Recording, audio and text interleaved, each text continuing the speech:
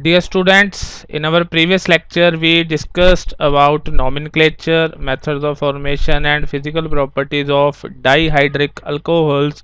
Today we will discuss some chemical properties of these compounds. So as I have mentioned, dihydric alcohols, these are those compounds which contains two OH groups per molecule. Basically they have two primary alcohols. This ethylene glycol has two primary alcohols, so their reaction will be similar to individual OH groups. So these reactions we have already discussed in monohydric alcohols, but here just now we have to do the reaction two times, and the reactions that have somewhat differences that I will discuss here. So let us start. Our first reaction is a reaction with active metals. Now we all know that when alcohols they react with active metals, hydrogen gas is released. Now our ethylene glycol CH2OH, CH2OH, it has two OH groups, means it will react with the sodium at 323 Kelvin, minus half H2. This hydrogen will be removed and we will get CH2O negative, Na positive, CH2OH. This is called monosodium glycolate. Its name is monosodium glycolate, but it has still active hydrogen, so it can further react with the sodium. But now the reaction will take place at some higher temperature, so we will discuss why. Again minus half H2, so it will give you CH2O negative, Na positive, CH2O negative, Na positive. So its name is disodium glycolate. So you can see that these two OH groups they react step by step. So first one OH group reacts, then once it has been reacted completely, then OH group starts reacting, and you can see that for first OH groups the reaction takes place at lower temperature, but for second reaction of second OH groups with active metals we need higher temperature. So this can easily be explained because in parent ethylene glycol we have OH group, and OH group has minus I effect. OH has minus I effect, so it's minus I effect, it stabilizes this minus I effect of this OH, it stabilizes this anion, O negative ion. So this makes it more acidic. We already know that those compounds which are electron withdrawing they make the compound more acidic. So this OH group it increases the acidic strength of this OH group, so we can easily remove H positive from this. But once it has been reacted, now this OH group has been replaced by this alkoxide ion, CH2O negative, it is methoxide. So alkoxide ion, this alkoxide ion it has plus I effect. Now it has plus I effect. Now as it donates electrons, so this makes the removal of this proton difficult, because as the electrons are donated towards this oxygen the polarity of this bond decreases, so it becomes difficult to remove this proton. So we have already discussed electron withdrawing groups they make a compound more acidic, and electron donating groups they make a compound less acidic. Now this alkoxide ion it has plus I effect, means electron donating effect, so that's why it is difficult to remove this second proton. So that's why reaction takes place at higher temperature. Otherwise the reaction is similar to monohydric alcohols. We have to remove this acidic protons one by one. We have already done this reaction, so this reaction shows that these alcohols they are acidic in nature. So minus half H2 minus half H2 in two steps, both of these OH gets converted to disodium glycolate, but the reaction conditions for these two steps are different. So it is easier to remove first proton, then it becomes difficult as first proton is getting replaced by sodium and we getting alkoxide ion, it becomes difficult for the second proton to get removed.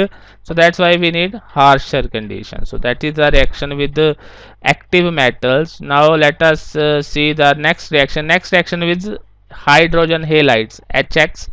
Basically they can be HCl, HBr and HI. Behavior of HCl and HBr are exactly same, so HI reacts slightly different, that we will see. Now let us write. So this again it is a two-step reaction. So suppose we have hydrogen halide chloride HCl. First let us do with HCl, then what you get, CH2Cl, CH2OH, and this reaction occurs at around 433 Kelvin. So this is ethylene chlorohydrin. Ethylene chlorohydrin. So it can further react with HCl.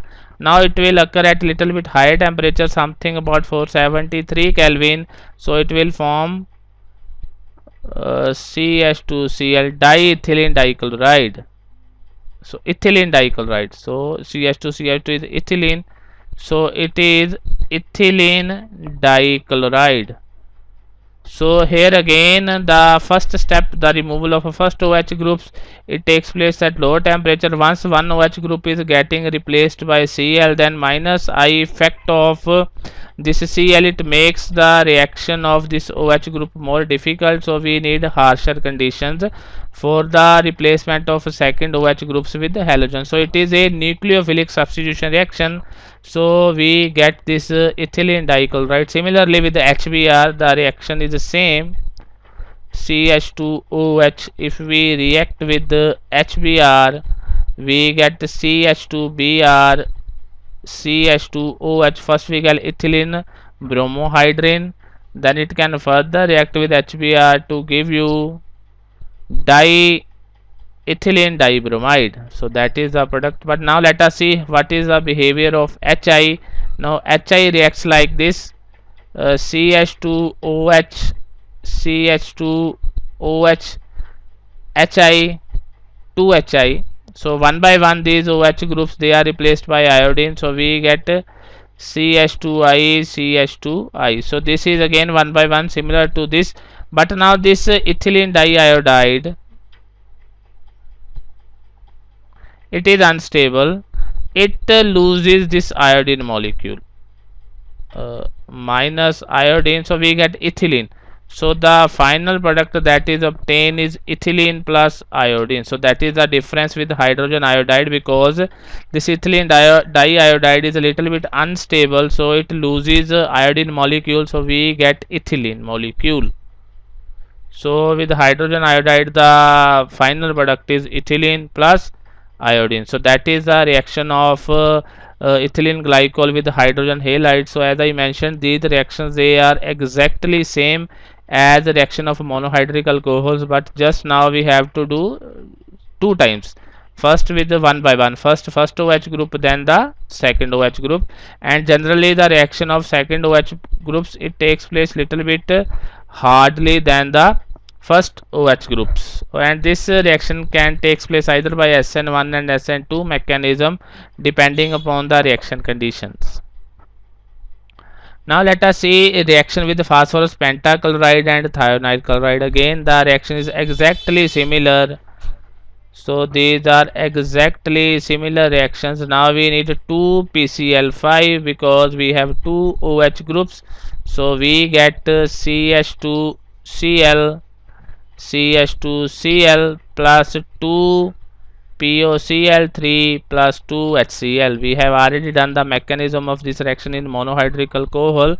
It is exactly same. As I have mentioned, the reactions are exactly same for dihydric alcohols as monohydric alcohols. The only difference is that we have to do the reaction two times. Similarly with the thionyl chloride, we need 2 molecules of thionyl chloride because we have 2 OH groups. So it will give you CH2Cl, CH2Cl plus 2SO2 plus 2 HCl. So that are the products that are obtained. Dihalides are obtained in these reactions. The mechanism of these reactions we have already done in the reactions of monohydric alcohols with PCl5 and SOCl2. Please, you can watch the mechanism in that lecture. So I have shared the link in the description section. You can also get the link in I button in your upper screen. So now let us see how it reacts with phosphorus trihalides. Phosphorus trihalides, the reaction will be same. CH2OH, CH2OH plus PCl3, 2 PCl3, we get CH2Cl, CH2Cl. That is the product, plus H3PO3. Obvious that now we need 3 molecules of this, 3, then 3 plus H3PO3 plus basically we need this 6 molecules, because for one no, we need 3, sorry, 3, yes, because we have 2 OH groups, so 2 PCl3 are required. So H3PO3 plus only H3PO3, yeah, that was the product in this reaction, plus H3PO3.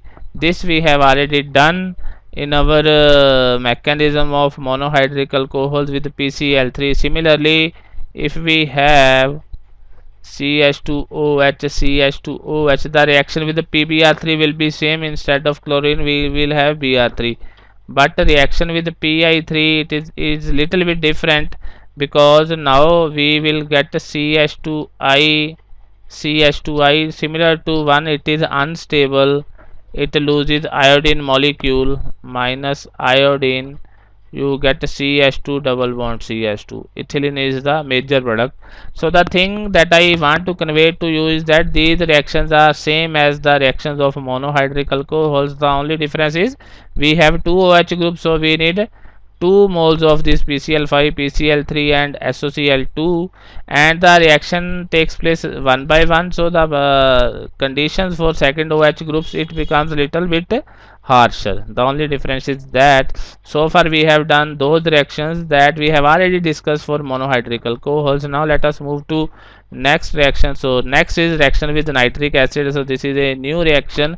Basically when ethylene glycol, it reacts with nitric acid plus HNO3 and sulfuric acid. So basically it is a nitrating mixture. HNO3 plus sulfuric acid, both are concentrated. This is called nitrating mixture. So we need 2 HNO3 and 2 sulfuric acid. The product is CH2ONO2, CH2ONO2, ethylene dinitrate.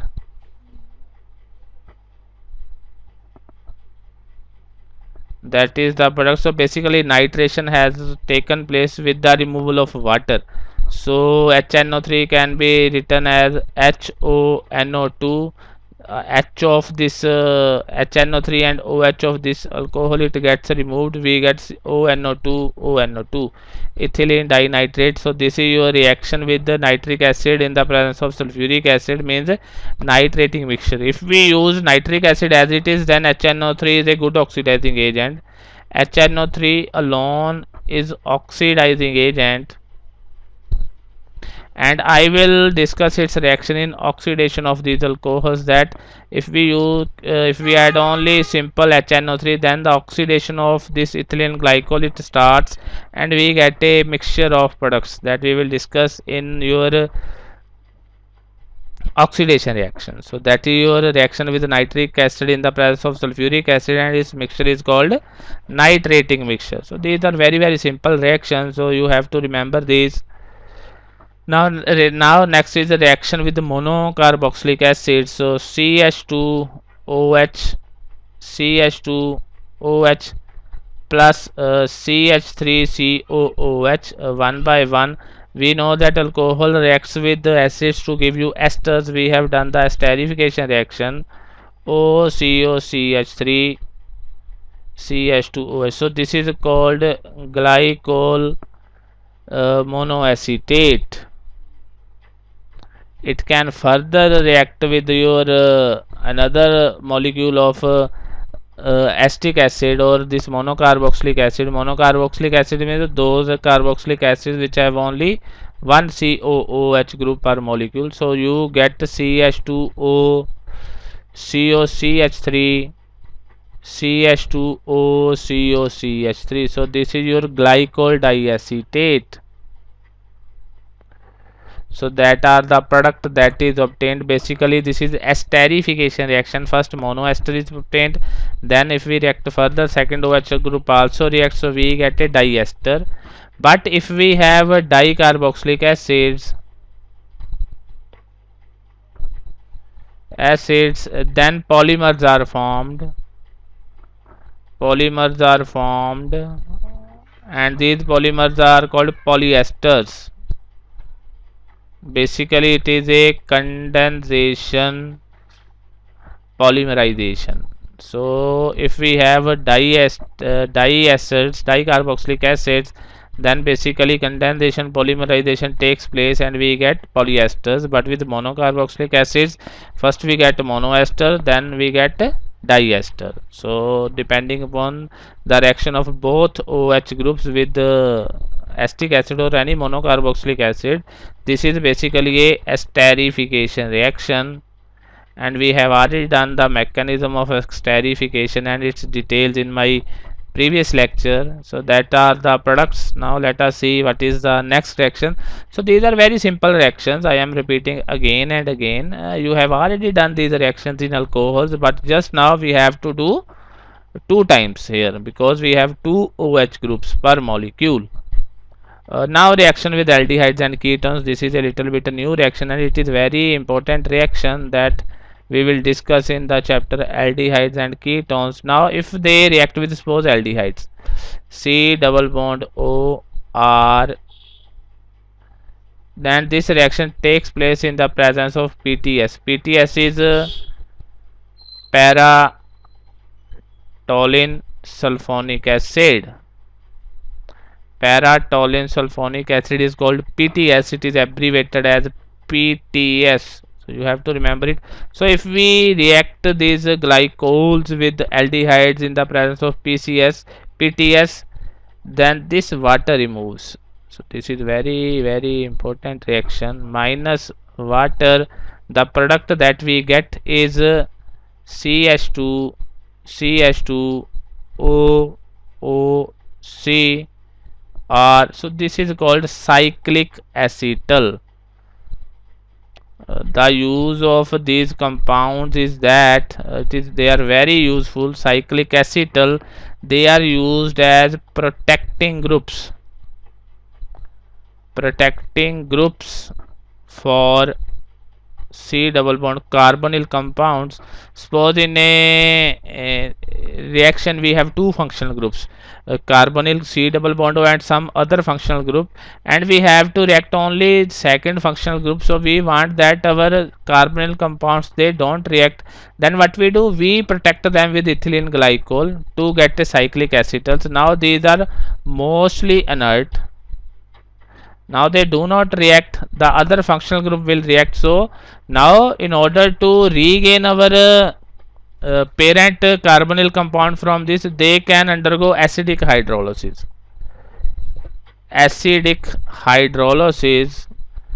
These cyclic acetals upon acidic hydrolysis, they regenerate their carbonyl compounds. Suppose if we add here H positive and water, so what they do, they will regenerate this ethylene glycol plus RC double bond OH. So this is a very important reaction. Suppose that we have some any other any compound RCO COOCH3. Now suppose we want to reduce it catalytically. Okay, so if we do its catalytic reduction, this will be reduced as well as this will be reduced, but we want only this to be reduced, we does not want it to react. So what we can do, we can first protect this to this form, we can add ethylene glycol and this will be converted to this. Now when we do its reduction, only this will be reduced because now it is inert, and after reduction what we can do, we can add this water under acidic condition, so that will give back you your carbonyl compound. So this we will discuss in detail how they are used as a protecting groups in our chapter on aldehydes and ketones. Here I just want to give you an idea how these can be used as a protecting groups. Similarly, these compounds they react with ketones. If we have instead of aldehyde ketone a ketone, then the product obtained is called PTS, and heat the reaction will be same. This water will be removed like this. So CH2 CH2 O O C R R. So it is called cyclic ketal. In case of aldehyde it is called cyclic acetal. In case of ketone it is called cyclic ketol. Both of these are used as protecting groups. So that is the reaction of ethylene glycol with aldehydes and ketones. You get cyclic acetals in case of aldehydes and cyclic ketals in case of ketones. Now let us move to next reaction. So next reaction is the dehydration. So that is also very important reaction. So we can do dehydration of these glycols using different methods. So the first thing is, if we simply heat, action of heat. Suppose we have this compound and we simply heat it to 773 Kelvin. So what will happen? This water is removed and we get CH2O epoxide. Epoxide is the product. So this is simple. Upon simple heating, if we simply heat ethylene glycol up to 773 Kelvin, we get epoxides. Now let us see the second method. We can also do the dehydration with anhydrous zinc chloride. Now let us see if we have anhydrous zinc chloride. Now we have to write it differently. CHOH CHOH. In the presence of anhydrous zinc chloride ZnCl2, this water is removed, minus water, so you get CH2 double bond CHOH, and this can undergo tautomerism. This hydrogen will be replaced. This is enol form, will be replaced from this carbon to this carbon. We get CH3 CHO. This hydrogen will be replaced. So CH3Cl. So acetaldehyde is the product. So you can remember how to remember this. You have to remember the product. If we simply heat ethylene glycol at 773 Kelvin, then the product is epoxide. If we do its dehydration with anhydrous zinc chloride, then the product is acetaldehyde. First we get a enol, which upon tautomerism, which undergoes tautomerism, and we get acetaldehyde as the product. So you have to remember this you just have to remember what are the different products under different conditions when we dehydrate ethylene glycols. Next is with concentrated sulfuric acid. Now the with concentrated sulfuric acid we get 1,4-dioxanes. Let us see how it is obtained. CH2 CH2OH OH. Again we will write one more molecule of this. So this you have to remember the products only, then you can remember this. If we add sulfuric acid, concentrated sulfuric acid, so what it happens, this water removes and this water removes, so -2 water, and the product is we get a cyclic product CH2O O CH2 CH2O. So this is called 1,4-dioxane. So that is the product obtained when we dehydrate ethylene glycol with concentrated sulfuric acid. So the reaction takes place like this. We get -2 water molecules are removed and the product is 1,4-dioxane. Similarly with the concentrated phosphoric acid, the reaction is exactly similar, but now only from only one side water is removed. We don't get a cyclic product. Now let us try to write with the concentrated phosphoric acid. What I can do, I can write here CH2 CH2OH H plus CH2 CH2 OH OH. Now with the concentrated phosphoric acid, this water is removed. Now only one water is removed, so you have to remember this after remembering the product. So what will be the product? Now if we remove only one carbon, this will remain as it is. Here we get O CH2 CH2 OH. So that is the product, and its name is diethylene glycol. The name of this product is, with concentrated phosphoric acid we get diethylene glycol, and that is the product. So diethylene glycol is OCH2 CH2 CH2 CH2 OH OH. So that is the how under different conditions these dihydric alcohols, they can undergo dehydration with the simply heating up to 773 Kelvin. They will form epoxides, water will be removed, and in the presence of anhydrous zinc chloride we will get acetaldehyde. With the concentrated sulfuric acid we will get 1,4-dioxanes, and with the concentrated phosphoric acid we will get diethylene glycol. So you have to remember this, what are the different products when ethylene glycol is dehydrated under different conditions. This little bit you have to remember. So it is not difficult, you just need a little bit of practice, just that. Next reaction is oxidation, in which carbon carbon bond remains intact. Suppose we have to do oxidation of ethylene glycol. So there are two ways to oxidize this. In one reaction this bond gets cleaved, that we will do in our, that I will discuss with you in our next lecture, because that is a little bit longer topic, so I have to explain the mechanism also. I will discuss with you in my next lecture. So first we will discuss on those oxidations in which this bond remains intact, this carbon carbon bond does not breaks. So with this we can do oxidation of this ethylene glycol, as I have mentioned, with nitric acid. Nitric acid is a good oxidizing agent. So suppose if we do its oxidation with the nitric acid, first product we will get a mixture of products. This is glycoaldehyde, glyceraldehyde, sorry. This is no glyco. This is a glycoaldehyde.